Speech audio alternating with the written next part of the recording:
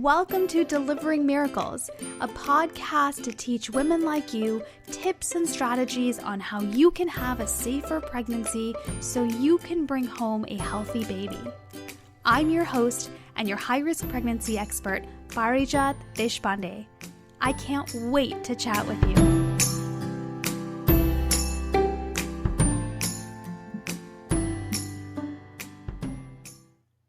When my son was in the NICU, he was in the NICU for months.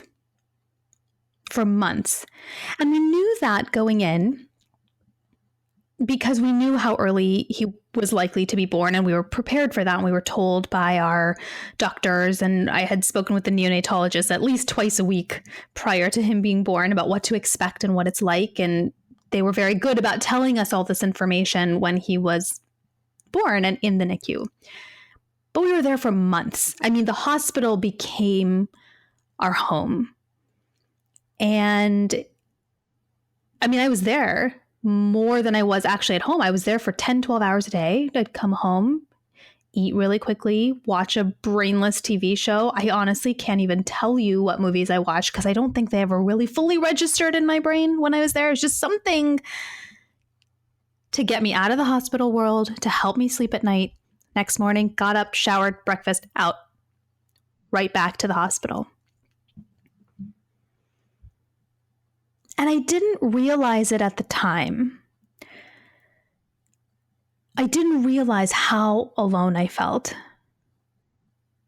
I mean, I got it in the sense that it was very clear a lot of the friends or family or community around us didn't understand what it was like to have a baby in the NICU for months. I actually at that time didn't know a single person who had been through it. But what I did realize was that I was alone, and I didn't really understand how alone I felt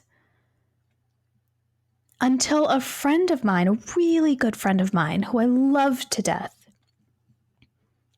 told me recently. Now we're talking years after the NICU's over.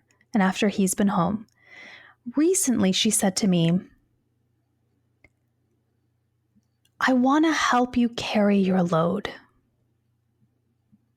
And for a second I thought, well, what do you mean? I'm okay. I'm hanging in. I'm doing all right. And she looks me in the eye and she says, you've lost babies. You had a very high-risk pregnancy. You delivered extremely preterm. You have a kiddo who has some extra medical needs. Yeah, he's doing great for a 24-weeker, but you've got stuff. And I see you carrying it alone, and I want to help you. I want to help you carry that load. And I can't tell you how that felt to hear. I burst into tears because I had no idea that I even needed it. No idea until she took it out of my hands, off my shoulders, and she held some of it for me. And I said, oh my God, I had no idea. So many years later, despite everything that's going on still now, I had no idea I needed it. And so when I realized that and how much it was helpful for me, I started sharing. I don't share with everybody. I don't share all the details of everything with everyone, but I've got a small group of powerhouse women, I'll call them, who know everything.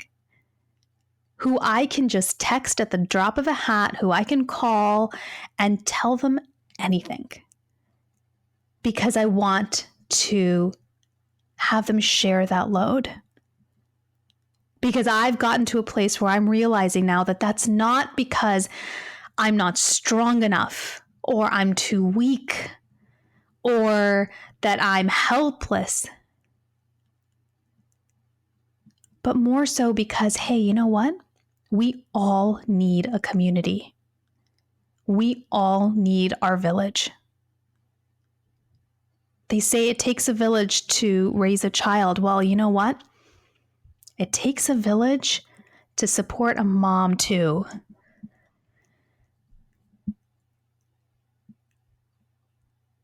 And that's why I'm so excited to introduce you to an amazing woman who has such an incredible story to really highlight the importance of this too. And I cannot wait to introduce you to her. Abbi Perets is passionate about showing moms how to have it all. At successfulfreelancemom.com, Abbi teaches mothers how to break into freelance writing and land high-paying jobs while they're at home with kids. As a mom to 5 kids, including one with special needs who also beat cancer, Abbi knows the unique challenges moms face every day, and she works to empower them to pursue their dreams and live a life they love. Welcome, Abbi. I'm so excited that you're here.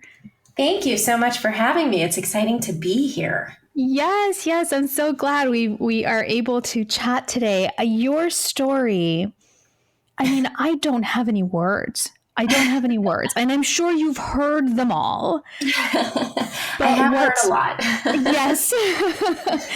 I mean, but really what struck me was what you made of your life personally and professionally because of everything that you've been through. And I would love to catch our listeners up if you want to share with them a little bit about what your journey has been like up till now. Sure. So I tend to ramble, so feel free to pull me back on track if you need to do that. That's you got totally it. Okay. Okay. So when I was pregnant with my 3rd child, I had 2 daughters already, and we were living in Southern California. And I had my 2nd baby in a planned home birth with a midwife. So the opposite of a NICU situation. And I, at that point, I was very complacent in my life. I had 2 pretty much textbook pregnancies. I had 1 baby in a hospital and 1 at home with a midwife. And I really felt like I knew exactly what I was doing and how to be a mom. And then I was pregnant with this 3rd baby, and things were different from the get-go. And I was seeing a midwife and I was planning a home birth, but I don't know, things were totally different with this kid. There were things that in retrospect, I probably should have noticed and picked up on, but I didn't. And the day that I decided I was having the baby, the midwife had checked me in the morning and I was 37 and a half weeks. And she was like, you're a little more obnoxious than normal today. I'm going to go ahead and call this early labor. That's one way to prepare for delivery, I guess. I was like, whatever, works for me. And it was, Southern California has sometimes the Santa Ana winds blow, and there can be these hot winds. Plus there had been wildfires. So the air was full of ash. And I remember this because my husband and I went on a bunch of walks around the block to just kind of get a good labor pattern going. And I remember coming in and it looked like I had been out in the snow, like I was coated in ash, and just the air being so thick and hot and heavy. So that was the world that day. And I feel like, it all kind of came together. So it's a Friday afternoon, 5 p.m., prime rush hour time in Los Angeles. And which means it takes 4 hours to get anywhere. Right. And I have the baby at home and everything's fine. The labor itself, the birth itself is fine. And literally within seconds, the midwife is saying, we might need to transfer to the hospital. And I remember thinking, what a dumb thing to say. We already had the baby. Why would we possibly go to the hospital now? Right. And she showed us that the baby was having retractions, which is where the chest falls in every time he takes a breath. Yes. And she noticed that he was struggling to breathe. He was working much harder than he should be. So she thought maybe he just has something like a little bit of an obstruction. So she kind of poked him a bit to try to make him give a big, healthy cry. And he wasn't doing it. She said, look, it's not like the baby is not imminently going to die, but this baby needs to be transferred to hospital, and it's 5 o'clock on a Friday afternoon in Los Angeles. Therefore, we're calling an ambulance. And I remember the only thing I could think of was, I'm naked here. I want to get a shirt on. Like, I want the 911 protocol guys coming in my room when I'm not wearing any clothes. So I like leapt out of the bed and pulled on clothing, and that, you know, they come in with the fire trucks and the ambulance and whatever. And we had to convince them that the baby needed to go to the hospital. They didn't believe it when they saw how he was breathing? They weren't looking at that, really. I don't think it was paramedics. I'm pretty sure it was firefighters who got there first. Okay, so not quite. Right.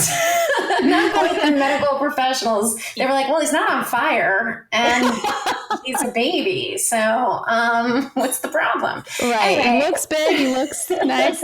Right. That's the thing. Like, his size was huge, and that comes into play later on. So, so we get to the hospital, and they had strapped my husband onto the stretcher with the baby, and I like was walking behind them. I'm not quite sure how that happened, but whatever. So I walk in like dripping my little trail of blood. Oh gosh. And I've literally given birth like an hour earlier. And at some point somebody was like, did you want to sit down? I was like, that might be a good idea. Maybe. Yeah. So, be nice. Yeah. Thanks. And so already this is going completely differently than either of your prior pregnancies and what you even expected for this time. I mean, and even what you dream of for a delivery. Right. I mean, it was absolutely insane. And I had these two other daughters at home who were, you know, like, I guess they were like 3 and 4-ish. And 2 and 3. I have 5 kids, so it's really hard to keep track of their ages, especially what their ages were at some point in the past. I have no clue. Yeah. So they were home with my sister-in-law, and I had no idea what was going on. And we get up to the NICU at some point, and everybody's working on the baby, and we're kind of off to the side, not having a clue what's going on. And then at some point, a neonatologist comes over and starts talking to us, and he's like, your baby is sick. We don't know what's wrong with him, but he's sick. This is not a healthy child. And we were like, I mean, you know, like the bottom just drops out, you know, it's, you don't even know. It's not what you were expecting at all. Not at all. We had no idea what was going on. We still thought like, I don't know, I guess we thought that we were coming into the hospital for a quick checkup and then we'd take our baby back home. And they're suddenly talking about a 3-day course of antibiotics. So I was like, wait, you mean we're going to be here for 3 days? And the doctor looked at me and he was like, I'm thinking more like at least a week. And I was like, what? Like, that just didn't even register. Like, I didn't even come to the hospital to have the baby. Why are you keeping me here now? So, right. So that was insane. So he wound up being in the NICU 11 days, which I suppose, you know, to mothers of micro preemies, that sounds like I could do 11 days in my sleep, right? But but hey, any day, even 1 day in the NICU is 1 day too much. It is so hard. Yes. It was nuts. I just remember, you know, you talked in the beginning about how that was your home away from home and you spend all these hours there, and it just, and I had these other 2 kids at home. So it was just this nightmare where I could not figure out what I was supposed to be doing. I was always, you know, in the wrong place. I was barely functioning. Yeah. And you're still healing from a delivery. Right. There was that. And okay. And so my kid, we thought, you know, 37 and a half weeks. So he was huge. Now it turns out what we didn't know then is that my son actually has a genetic syndrome. So genetic means not hereditary. It's not something that he got from us, but his DNA is a little messed up. So it's similar to something like a Down syndrome or something like that. It's not Down syndrome. It's a different syndrome. And it happens to be an overgrowth syndrome. It's called Soto syndrome. So my son is physically larger than you would expect based on his parentage. And it's a shame this is a podcast and you can't see. My husband is shorter than I am. So my husband is 5'6". I'm 5'8". We are not like tall people, but my son is 6'1". So, Okay. right. So back in the day, he was this giant baby who looked like he could eat all the other babies in the NICU. Well, yeah. And if you think about the NICU, all the babies are usually on the tiny side. I mean, my kiddo was a pound and not even a pound and a half. And so, right. So yeah, like my kid was like 7 pounds, right? So they were like, it was weird. You know, you'd walk by all these tiny little like fingernail sized babies. And then there's like my football player. But he, you know, he was huge, but he was floppy. He had no muscle tone. You could tell something was clearly wrong. And what I came to learn that in the NICU, there are a lot of babies who are born early, and they are in the NICU because they have to hit their due dates, right? So, and they're early, but there may be issues that go along with that, but sometimes they're healthy, but early. They literally just need to develop and grow. My kid was already full term and something was wrong and nobody knew what. It took us 2 years to find out what was wrong. So like wow. Every day there were blood tests and every day there were MRIs of his brain, and every day there were people coming in and looking and making very serious faces and then not communicating effectively with us. And, you know, it was just... What was that like for you? I mean, I can't imagine that was easy on any level. What was your emotional journey like? I was kind of a wreck, I would say. My husband made me, I mean, the NICU didn't really give us a lot of options, but my husband made me sleep at home each night. So I would sleep at home. In the morning, I would wake up. My parents had driven in from Tucson the day after my son was born to help us out. So in the mornings, they would take my daughters to preschool, and then they would come home and take me to the hospital. And then they would sit with me in the NICU. And then my husband would go to work in the mornings, and then he would come at noon. And my parents would leave then and pick up my daughters and feed them and be with them in the afternoons. And then I would stay with my husband in the NICU till like 6. And then he would take me home. He would feed me, tuck our girls into bed, tuck me into bed. And then he would go back to the NICU for another 5 or 6 hours until they kicked him out. So you had a village too. I had a village for sure. Desperately needed that village. But I definitely felt like I don't actually remember. I assume that I was just kind of on autopilot. I know a lot of stuff happened in that time and I just don't remember it now. So yeah. I can really resonate with that too. You just kind of do what you need to do to keep putting one foot in front of the other. And it becomes almost this robotic motion. Like my mom was there. So she, like a couple of times a day, she would feed me, and she would literally have to like hand me the food and say, take a bite, chew it, swallow it. Because I was just whatever. I couldn't do anything. I couldn't get it together. And then when they finally released him from the NICU, it was with no special instructions, but like, I spent the next 2 years kind of waiting for the other shoe to drop. Like something's not right here. So, we got him developmental therapy and physical therapy and occupational therapy and then speech therapy later on. Although I do remember when people started saying, your kid really needs speech therapy. I was like, why? Our daughters never say anything that we actually enjoy hearing. Maybe I'll just leave this one quiet. So people did not take well to that. I imagine not. So, then we got to this point where Adi, my son's name is Adi, but when I talk about him in the NICU, he hadn't yet been named because my family is Jewish and we don't name the baby until there's a brit, and there can't be a brit until you're healthy enough to have the brit done to you. So anyway, so when I think of him in the NICU, I think of him as not having a name. Anyway, now that he has is a name, really right? interesting. I wonder, does it feel like there's just like a baby in the NICU that's a completely different entity than the baby you had at home? To an extent, yes. The nurses were furious that we weren't calling him by name, and they made us they thought we weren't attaching to the baby. And I was like, wow, it's completely not that at all. I'm very attached. So it definitely, today I look at him and I can't even, it's weird. It's weird. Yeah. Definitely. Yeah, absolutely. So Yeah. Absolutely. And you know what really struck me when you and I were talking before the podcast, this episode, was you talked a lot about this grief and this anger that you were carrying around with you even after he came home and even after you figured out what was going on.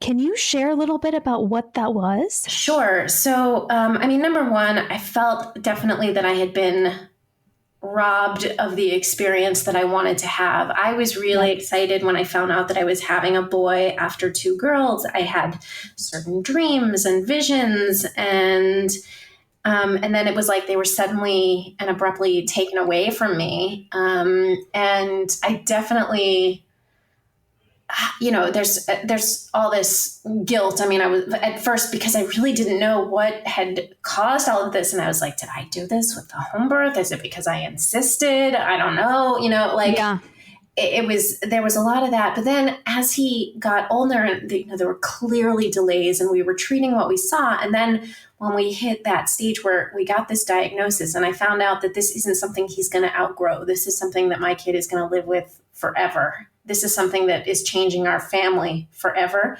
I was furious. I mean, I'm not quite sure. You didn't sign up for this. No, not even a little bit, and then,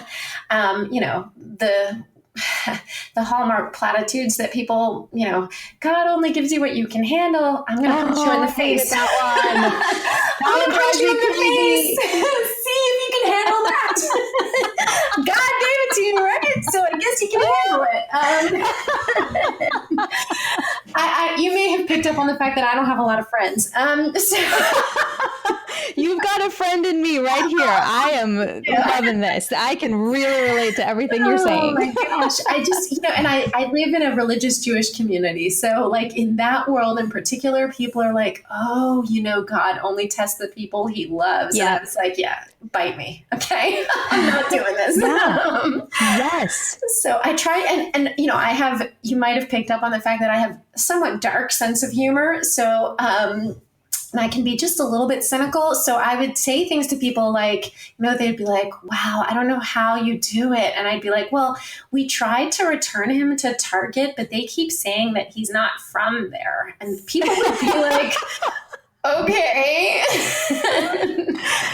I can really relate to that. That is how my husband and I cope too. Through infertility, through the high-risk pregnancy, through the NICU, and even now, that is how we cope, because it is so much better to laugh, even if it's dark humor, than it is to sit in the corner and cry all day long. Absolutely. So I really get it.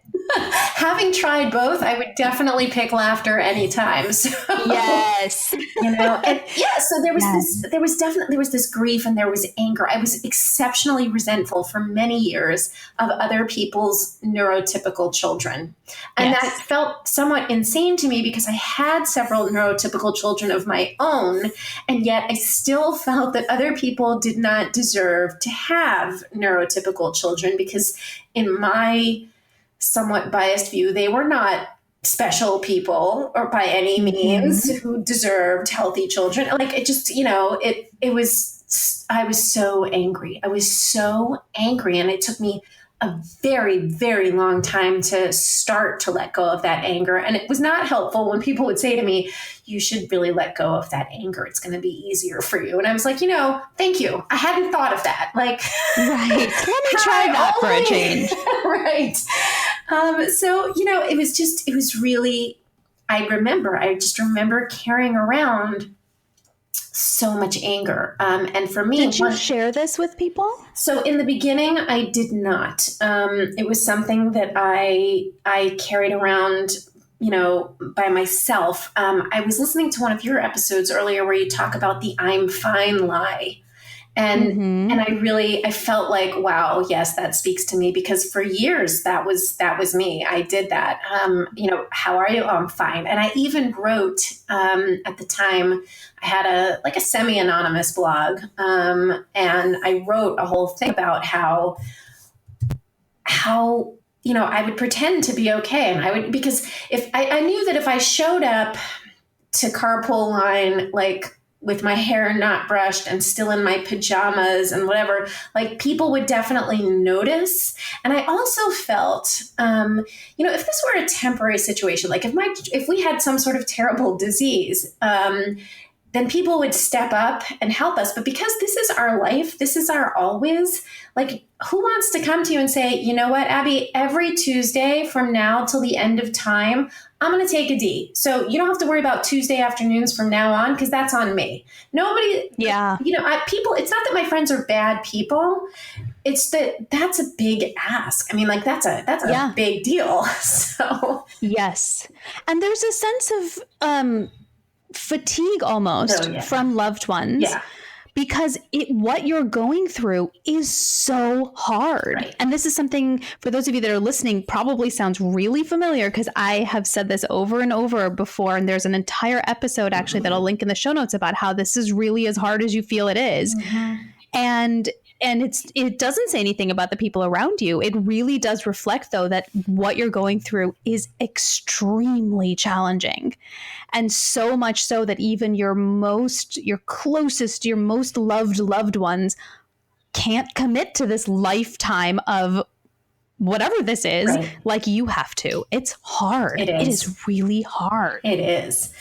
And my story is, somewhat insane in that when I finally got to a place where I was able to start telling people, I mean, I decided at one point that my mental health mattered more to me than other people feeling uncomfortable. So, I got to a point. Hold on. Can we just repeat that for a second? That is freaking awesome. Thank you. My mental health mattered more than making other people uncomfortable. Correct. Oh my gosh, yes. I mean, oh my gosh, yes.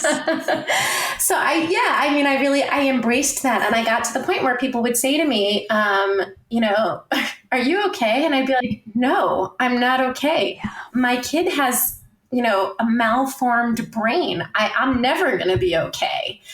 And I started talking. Good for you. Thank you. It was a big turning point for me. It was, it was acknowledging this and being okay with the fact that I was angry and that I was sad. And really, I'm not a fan of like all the woo woo and whatever, but it really was standing in my truth. It was owning that. It was saying, this is me, this is who I am.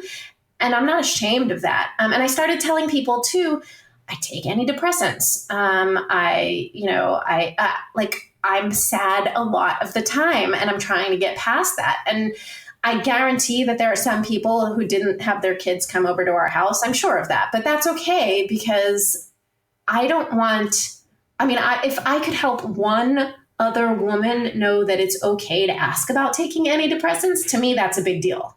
So absolutely. Because I think this turning point that you're talking about that I know so many of our listeners are yearning for really comes when you allow yourself to accept what is. Right.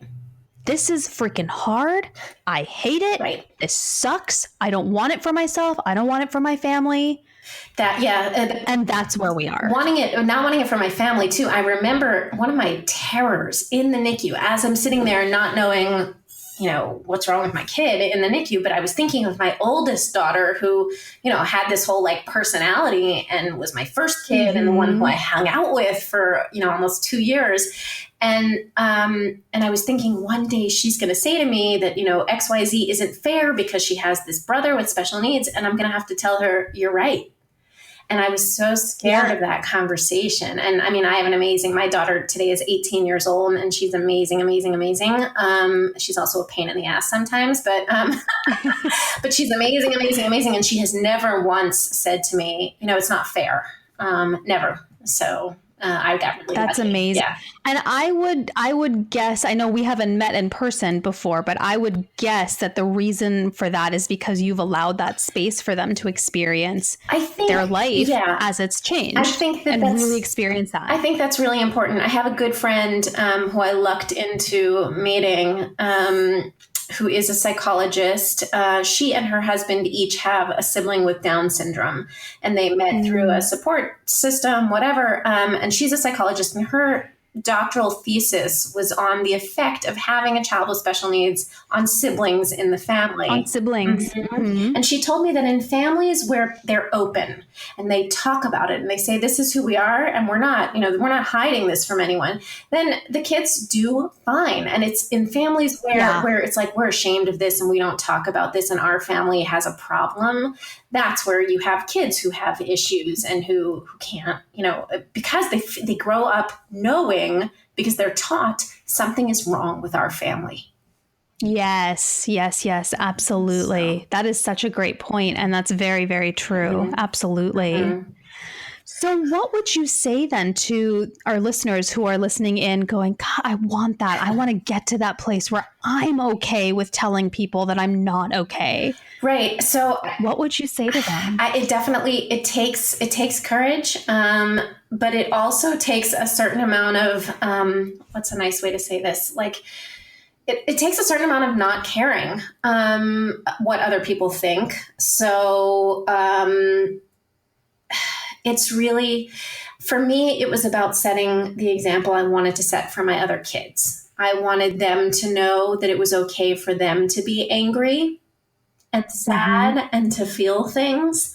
And I couldn't honestly let them know that if I wasn't also in that place. So for me, I started really trying to change the outside and hoping that like making an external change would kind of spark an internal change. And what I mean by that is like, I tried to start behaving the way I wanted to be seen, and hoping that would kind of spark some kind of, I don't know, some sort of systemic internal change inside.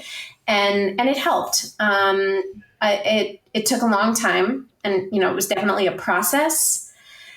And I don't know if there's one good way to get to that place. And look, I mean, again, I'm human. And like I said, my story is insane. And when I finally got to a good place and I was feeling good and I was feeling good about God, I mean, I told you I live in this religious world and whatever, and I was having a very hard time being a part of that.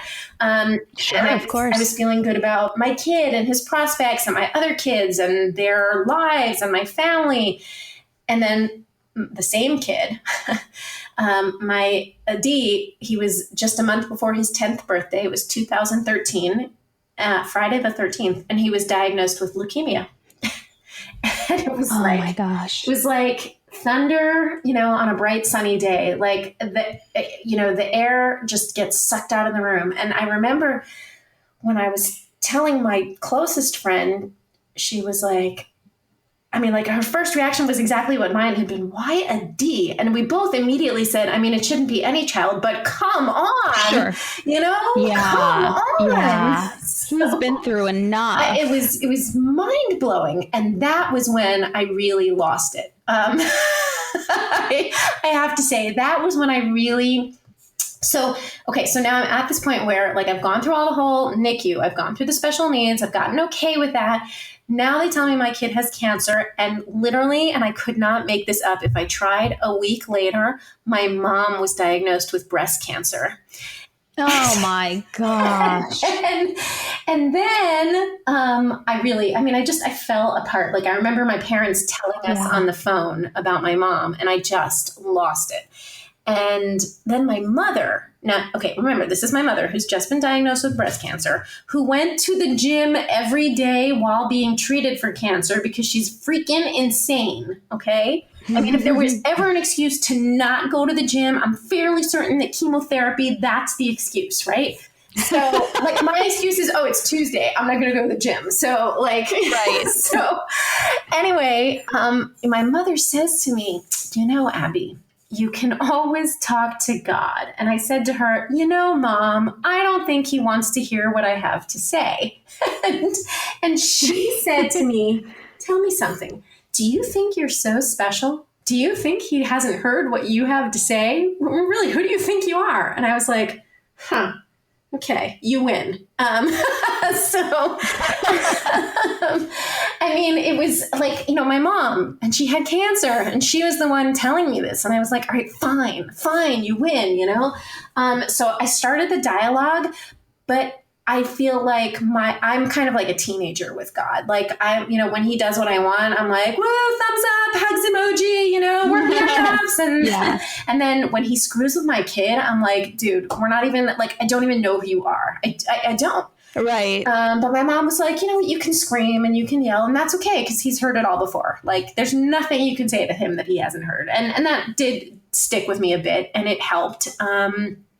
It also helped that my kid lived, quite frankly, and that my mom lived. I don't know where I would be right now. Oh, that's fantastic. We were very, very lucky. We went through... Yeah. I mean, I really lived in the hospital that time. All the days that I didn't spend in the NICU, I spent on the oncology ward. And oh my goodness. And it was definitely, it was months on end, and I had 4 other kids at home at this point. And my 18-year-old daughter, who I mentioned before, who's amazing. She is amazing, but I will share that after Adi was better, at one point, she wrote me a letter to tell me that she was certain that period was difficult for me, but she did want to let me know that I was a terrible mother during that time. So, it was really, really sweet. I mean, I'll tell you, as a mother, that breaks my heart to hear. But as a therapist, I'm going, way to go, daughter, for communicating that so well. I know. What I've done is I took it and I read it and I heard it, and I was grateful that she felt that she could say that to me. And then I saved it and I said, you know what? One day she's going to have a teenager, and I'm going to come over and I'm going to say, remember this? Remember this. So oh my goodness. It was.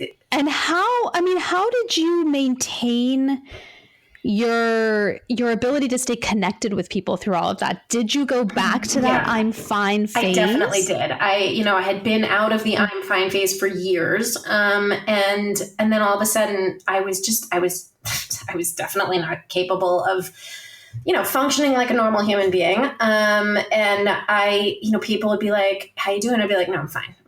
And I would get everybody out of the house in the morning, and then I would sit down and cry on my kitchen floor. And this is even after my kid was better. That was the worst part to me, is that, my kid was better and he came home and he went back to school.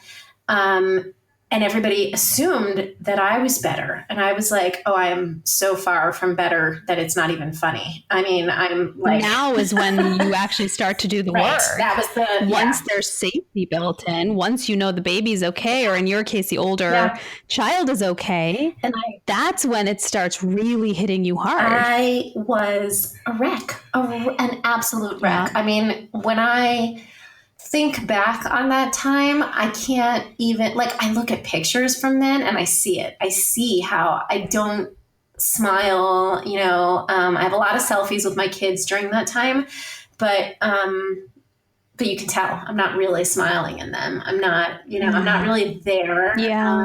And it was I remember that whole period kind of, fuzzy. It was just so dark. And I literally, I'd get everybody out the door in the morning, and then I would just collapse on the kitchen floor and sob and sob and sob and sob and sob for hours. And then I'd get cleaned up right before they'd come home from school, and pretend to be normal again. And I probably did that for several weeks, I would say. Yeah. What pulled you out of that? So it's actually really interesting. So prior to Adi being sick, I had worked as a freelance writer. I had done it for, 15, 18 years, since I had my first kid, really. So 15 years. And I had always worked from home. I had always been freelance so that I could be around my kids. And obviously when Adi was diagnosed, I had to shut down everything immediately. And so afterwards, I certainly wasn't in a place where I could handle clients. That was just not going to happen. But I started thinking, I need to do something to get outside of myself. And, when you're depressed, they tell you smile and you'll start to feel better, or help somebody else. And so I thought, what do I know how to do that would be helpful to anyone else? And I thought, okay, so the thing that I know how to do is I know how to build a freelance writing business, how to get started, and how to do that even when you have a whole bunch of kids around.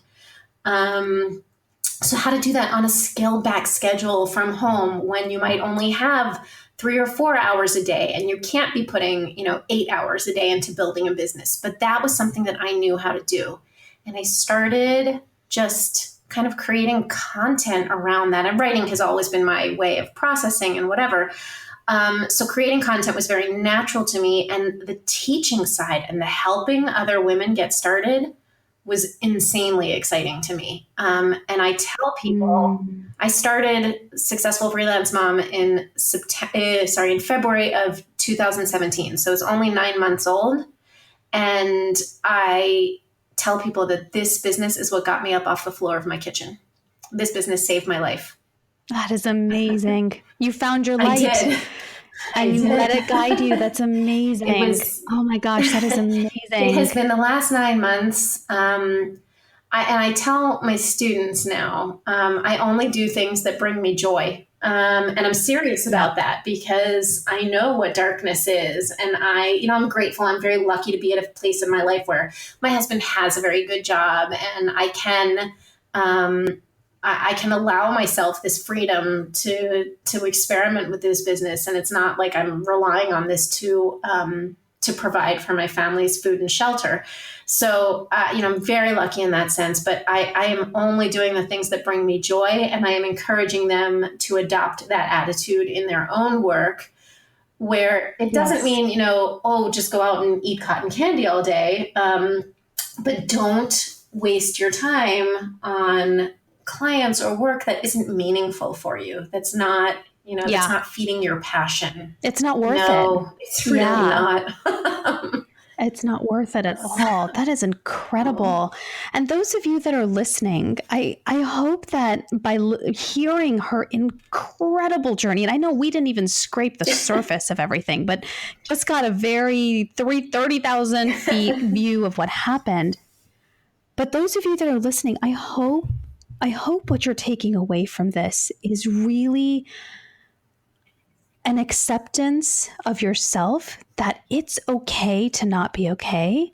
And it's really okay to allow yourself to have a village to keep you together, to help you get back up and to help you find that light. Absolutely. Abbi, what are your final words of hope for women who are in the thick of it right now and are still in that I'm fine phase and are still struggling to find that light and build that village? What are your words of hope for them? My words of hope, I would say you have to choose joy on a daily basis. You get to make that choice. This is going to sound really weird, but I have an obsession with the show The Walking Dead. And it took me a while to figure out, why do I like this show about zombies and apocalypses so much? And I figured it out finally. And it's because the people in the show live in this post-apocalyptic zombie world, right? But they have to choose life every day. If they want to give up, it's really easy for them to do it. They can literally just walk out and get eaten by a zombie. Done. You're dead. So they have to wake up every day and choose to live.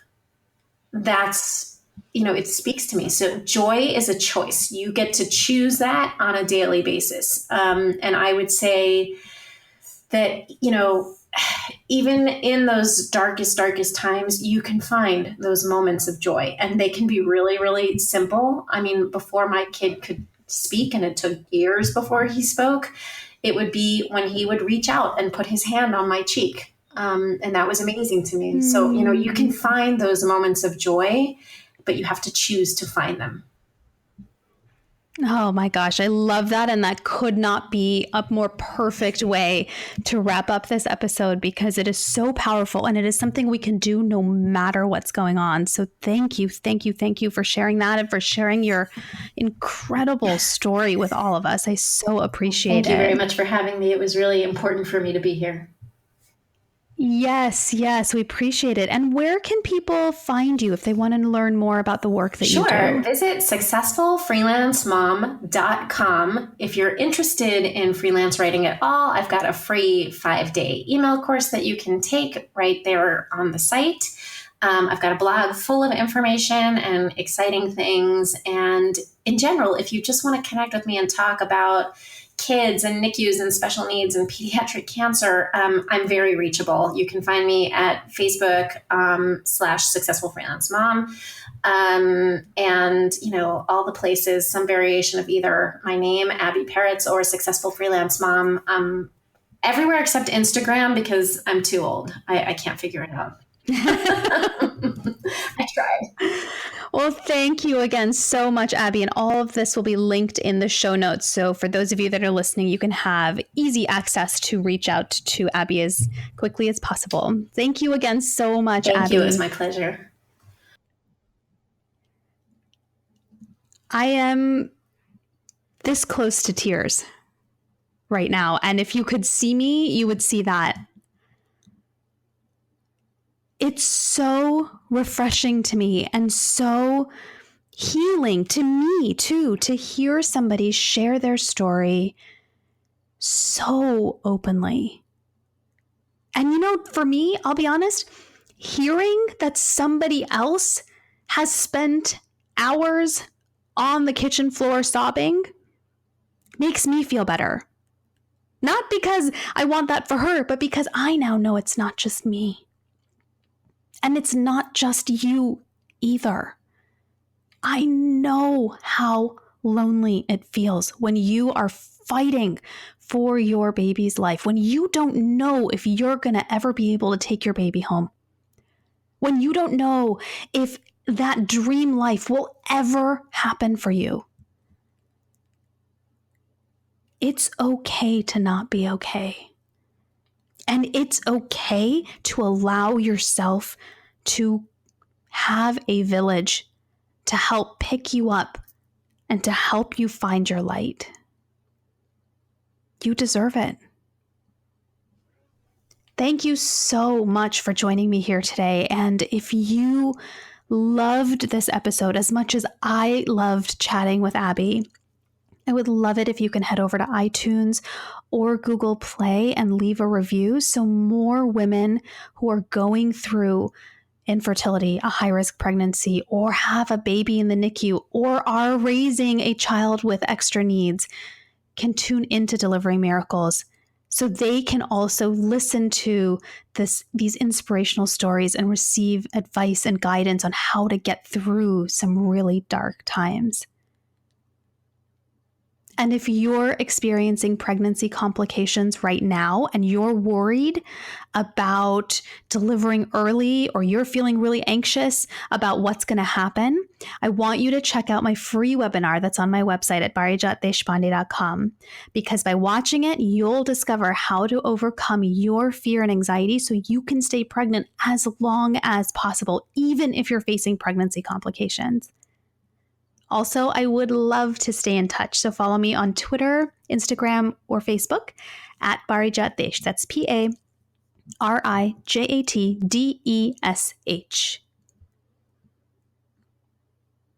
I say it all the time, and I think it's just because we need to hear it. You are not alone.